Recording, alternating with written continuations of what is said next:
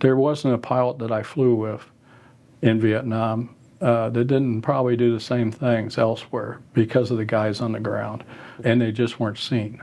And there was other things we did that nobody noticed, that both the lift ship aircraft and our other gunships, and some of them never came back to tell their stories.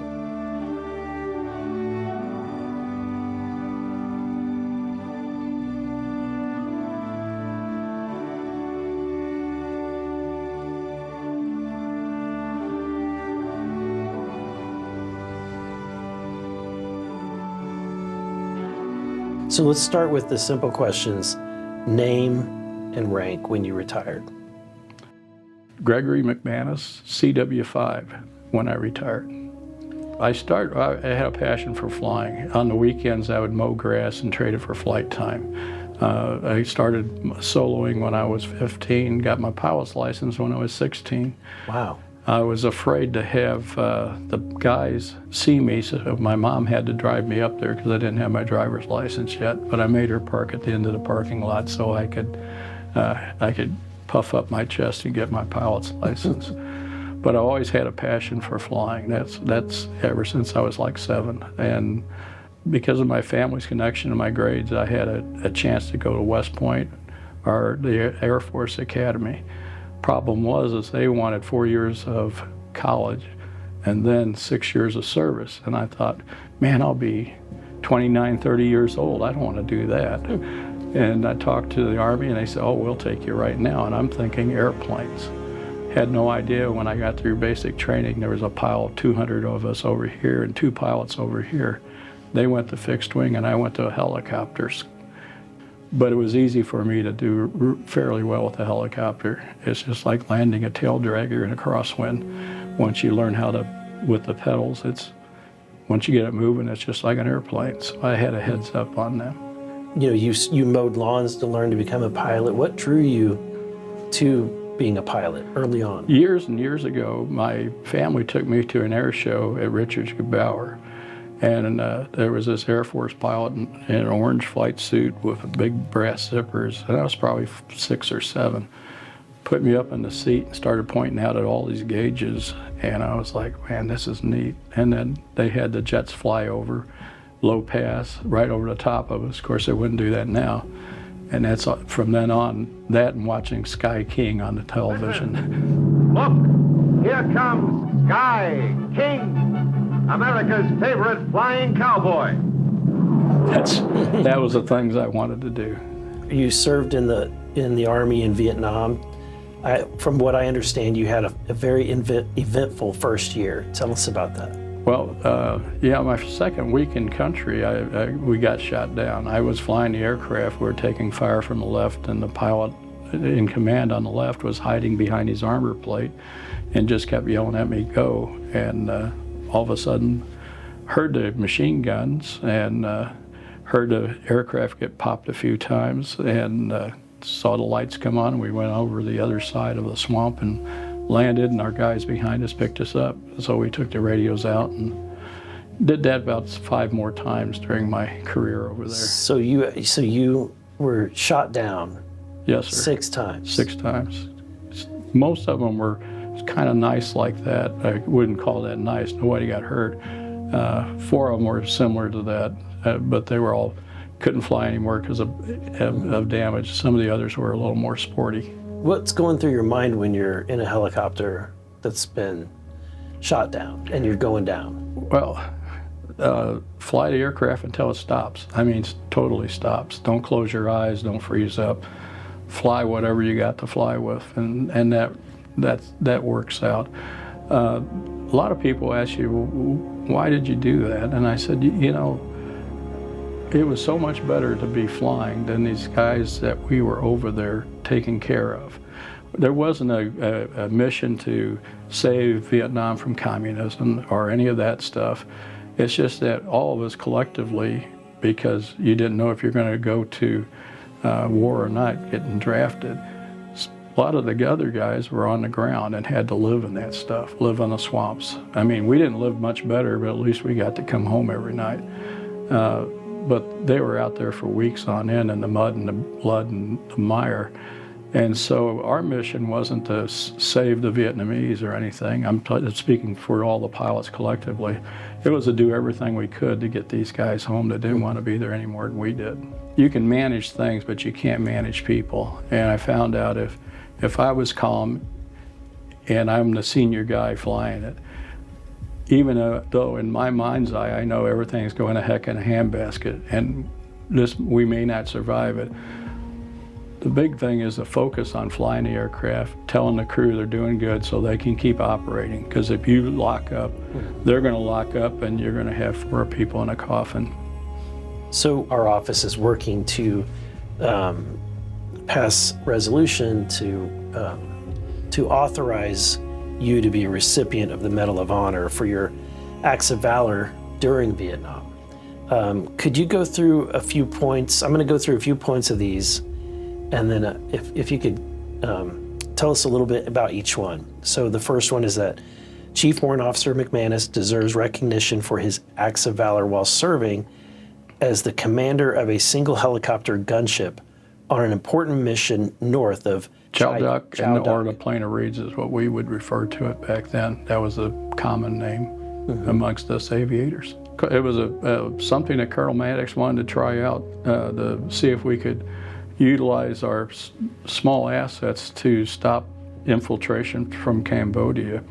And it was kind of a bad mission because where I was taking off from, we were going to go up to the northern border and have just maybe 30 minutes of fuel left at most, and rendezvous with another aircraft that was already there close to another airfield that was a slick helicopter. Was going to drop flares. And he was being radar vectored over the area, but he was at 5,000 feet.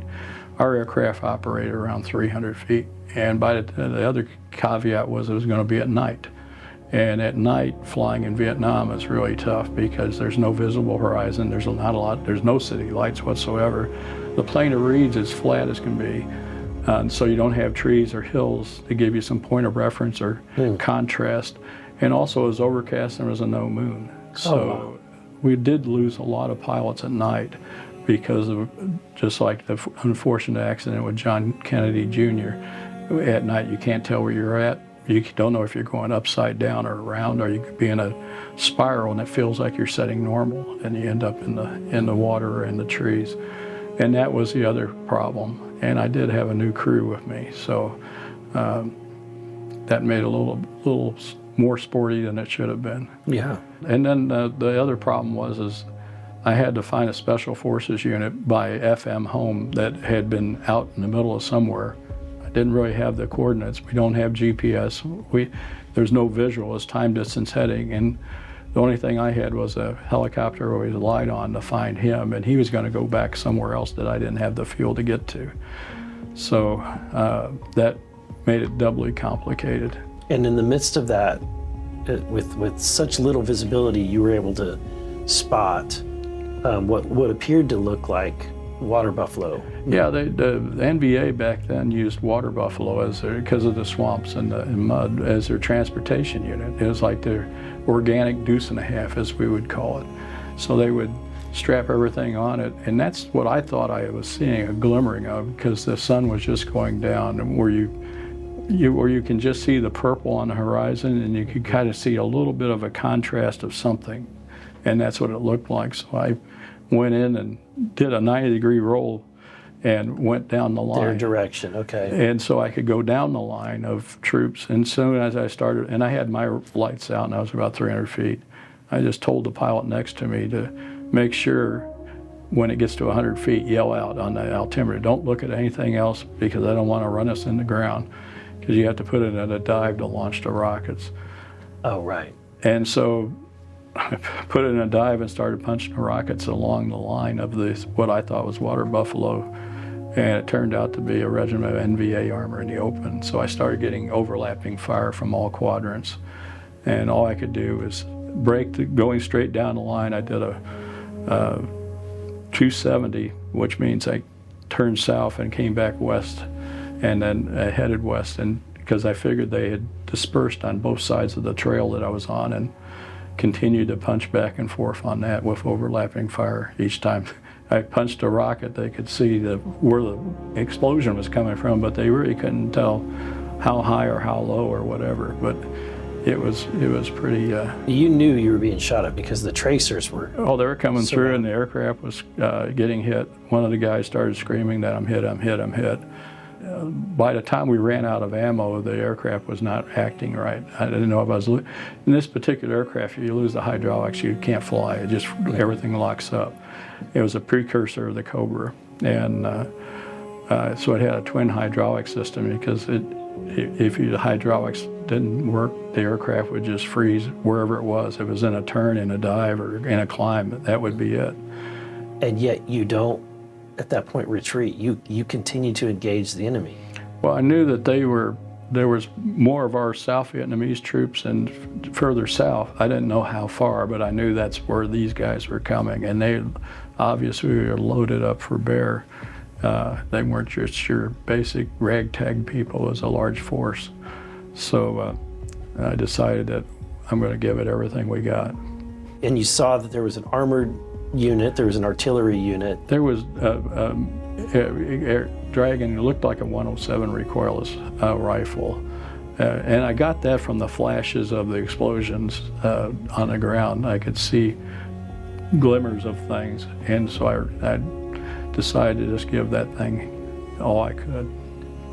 So you flew through heavy automatic Yes, sir. weapons. And the guy that I was trying to follow up above turned his light out and DD-mouthed with Vietnamese for he got the heck out of there and went back to his place. And I was on my own trying to find the Special Forces unit. Right. But and so you really only returned once you Totally out of everything. out of ammo. Out of ammo. No, nobody. If we'd had rocks, we would have thrown it at them, but there wasn't. That's all we had. So in our resolution, we say, with this noble deed, Chief Warrant Officer McManus was able to destroy the enemy unit and scattered the rest in disorder with a single ship. They were able to bring in other units to finish them off. Right. And as a result, save lives. Well, yes, sir. The thing I feel, and this is just an aside, I feel kind of awkward about this award because there wasn't a pilot that I flew with in Vietnam that didn't probably do the same things elsewhere because of the guys on the ground. They just weren't seen, and that's the awkward feeling for me because a lot of things we did.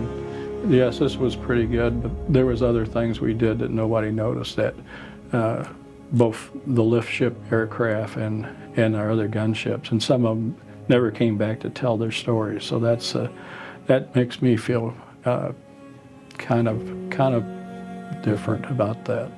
Well, you are here, and there's probably children and grandchildren in America today because of the heroic actions you took on that night. Well, I'm sure there are. I'll never know that, but that's a good feeling. And I know all the pilots I flew with that came back from Vietnam, that came to the Missouri Guard. We have an incredible group of aviators. That's what we bound together, that we'll never let this get as screwed up as it was in Vietnam. We're going to fix this. And that's why a lot of us stayed 40, 30 years. And we're tickled to death that when they have a conflict, our aviators aren't getting hurt. Well, I'm honored to do this small part in recognizing your amazing career and service to the country, and I just want to say thank you for your service. Thank you, sir. To our country. And I'm doing that for all the men, that hand is coming from all the aviators that didn't make it back. That did the same thing I did.